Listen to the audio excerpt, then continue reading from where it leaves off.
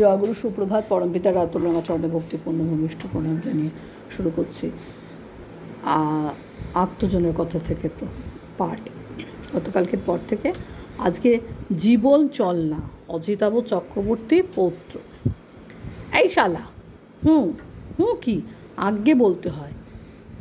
কি বলে খেলি? কোনো উত্তর নেই। এদিক ওদিক চেয়ে দেখছি, উত্তর দেবো কি? কিছুই তো বলিনি। তাকে দেখলাম খাওয়ার আগে প্রণাম করতে, সেই দেখা দেখে আমিও প্রণাম করেছি। তখন বয়স 5-6 হবে। সন্ধে প্রার্থনার পর তেল মুড়ি কড়াইশুঁটি শশা সিঙাড়া জিলিপি খাওয়া হচ্ছে। বললেন, ঠাকুর প্রণাম করে বলতে হয়, তুমি দয়া করে এই খাবার গ্রহণ করে প্রসাদ করে দাও। আমি সেই প্রসাদ খাচ্ছি। একটা 5-6 বছরের বাচ্চাকে যে ভাষায় বললে সে বোঝে এবং পরমপিতার দয়া উপলব্ধি করতে পারে, সেই দিকে তিনি আমাকে ঠেলে দিলেন। ভোরবেলা প্রার্থনার বেশ কিছু আগে তাঁর ঘরে যেতাম। প্রার্থনার সময় চোখ বন্ধ করে প্রার্থনা করতাম। শুরুর দিকে সবই ঠিক থাকতো, কিন্তু কিছুক্ষণ পরে চোখে ঘুম ভিড় করে আসতো।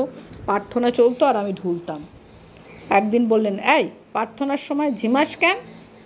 নিরুত্তর দেখে তিনি বললেন, প্রার্থনার সময় জোরে জোরে স্পষ্ট উচ্চারণ করে প্রার্থনা করবি।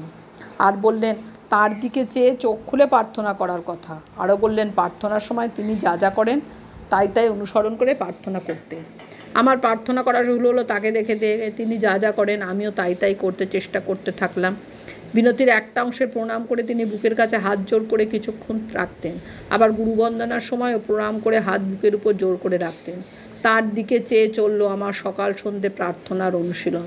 খুব শীঘ্রই কোথায় চলে গেল প্রার্থনার সময় ঝিমানোর অভ্যাস। একদিন তার মুখ পানে চেয়ে প্রার্থনা করছি, হঠাৎ দেখে তিনি আমার দিকে চেয়ে আছেন। ভুরু নাচি ইশারায় কি জিজ্ঞাসা করলেন, তারপর ঈষৎ হেসে ইশারায় চোখ বন্ধ করতে বললেন। পরবর্তীকালে তার কাছে শুনেছি, প্রার্থনা করা, বিশেষত জয়রাধে করার সময় এক হাত মুঠো করে আর এক হাতের আঙুল দিয়ে তাল দেওয়া তাকে কর্তামা শিখিয়েছিলেন।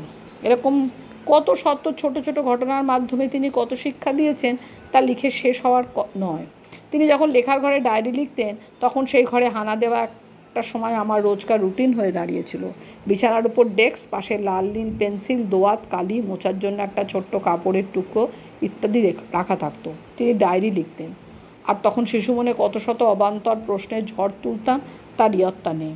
মানুষ যখন নিবিষ্টভাবে কোনো কাজ করে, তখন তাকে কেউ বিরক্ত করলে সাধারণত সে ক্ষুব্ধ হয় বা রেগে যায়। আমি যখন এই লেখাটা লিখছি, তখন আমার 3.5 বছরের কন্যা অন্বেষা একই কাজ আমার সাথে করছে এবং তাতে আমার লেখার ছন্দপতন ঘটছে। কিন্তু দাদু 1 সেকেন্ডের জন্য লেখা থামাতে বা বিরক্ত হতে দেখিনি। বরং তিনি লিখতে লিখতে আমার সব প্রশ্নের উত্তর দিতেন, যা আমার সেই সময় চঞ্চল মনকে শান্ত করে দিত। এইরকম কত শত প্রশ্নের মাঝে একদিন তার বিছানার উপরে রাখা দণ্ডটি দেখিয়ে প্রশ্ন করলাম, দাদু, এটা কি দিয়ে কি করে? এটা তোমাকে কে দিয়েছে? এটা দিয়ে কি ডাকাতদের মারে? উত্তরে তিনি বললেন, না, এটা দিয়ে ডাকাতদের ঠাকুরের মানুষ করে তোলে। আমি বললাম, আমাকে এটা দেবে? বললেন, সময় হোক। একদিন সেই সময় এলো। তিনি আমাকে দণ্ড প্রদান করলেন আর বললেন, ব্যবহার করার সময় দণ্ড প্রণাম মন্ত্র বলে দণ্ড ব্যবহার করবি। তার কিছুদিন পর দীক্ষাদানের অনুমতি প্রদান করে বললেন, সব ভাষায় দীক্ষা দেওয়ার অভ্যাস করে নিবি আর মুখস্থ করে নিবি। আজ প্রতিদিন সারা দেশ জুড়ে লক্ষ লক্ষ মানুষের দীক্ষা হচ্ছে, বাংলা, উড়িয়া, অসমিয়া, হিন্দি, ইংরেজি ছাড়াও আরও কত আঞ্চলিক ভাষায়। সব ভাষায় দীক্ষা দেওয়ার অভ্যাস রপ্ত করা জরুরি হয়ে উঠেছে। আর তিনি কবে সেই নির্দেশ দিয়েছিলেন? পরমপিতাকে যে ভালোবাসে, সে পরমপিতার সৃষ্টির সব কিছুকেই ভালোবাসে। সে সব কিছুর মচুকেই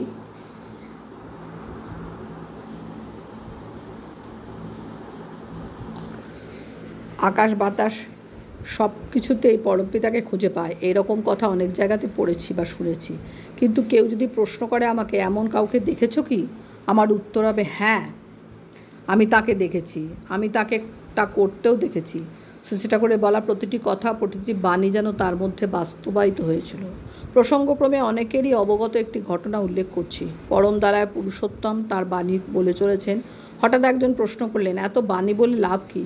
কেউ তো পালনই করে না। কার জন্য এইসব?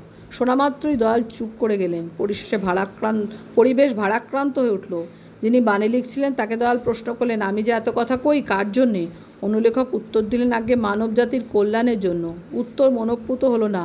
এরপর যে আসে দয়াল তাকেই প্রশ্ন করতে থাকেন। কেউ বলে জগতের কল্যাণের জন্য, কেউ বলে মানুষের উদ্ধারের জন্য। কিন্তু কোনো উত্তরে যেন দয়ালের এই লীলাকে সার্থক করতে পারছিল না। এই ঘটনার প্রায় ঘণ্টা দুয়েক অতিবাহিত হওয়ার পর দাদু রোজকার সময় দয়ালের সন্নিকটে উপস্থিত হয়ে প্রণাম নিবেদন করতেই দয়াল তাকে সেই একই প্রশ্ন করলেন, আমি যে এত কথা কই কার জন্যে? শোনা মাত্রই তিনি উত্তর দিলেন, আজ্ঞে আমার জন্যে। মুহূর্তেই দয়াল আশ্বস্ত উৎফুল্ল হয়ে উঠলেন। আনন্দের রেশ ছড়িয়ে পড়ল দয়ালের সম্মতিসূচক হাসিতে। তারপর দয়াল যেখানে তার বাণী বলা থামিয়েছিলেন সেইখান থেকে বাণীটি বলে তা সম্পন্ন করলেন। দয়াল তার লীলা করে দেখিয়ে দিলেন যেন আমরাও আমাদের জীবনে দয়ালের প্রতিটি বাণী আমাদের জন্য মনে করে জীবন চলনায় চলতে পারি। আমার কোনো বিশেষণ জানা নেই যা তাকে ব্যক্ত করতে পারে। প্রতিবার তার শুভ জন্মতিথিতে ভোরবেলা প্রার্থনার আগে তাকে মালা পরিয়ে প্রণাম করতাম, আর সেই মালা আশীর্বাদ স্বরূপ আমাকে পরিয়ে দিতেন তিনি, যা এখনও সযত্নে আমার কাছে রাখা আছে। আর এইবার তার শুভ জন্ম শতবার্ষিকী। এই লেখার মাধ্যমে তার শ্রীচরণে আমার প্রণাম জানাই, আশীর্বাদ প্রার্থনা করি তার শ্রীচরণে। যে চলনা তোমার থেকে পেয়েছি তা যেন নিজের সমস্ত জীবন জ্যোতি ও সেবায় ফুটিয়ে তুলতে পারি। জয় গুরু বন্দে পুরুষোত্তম।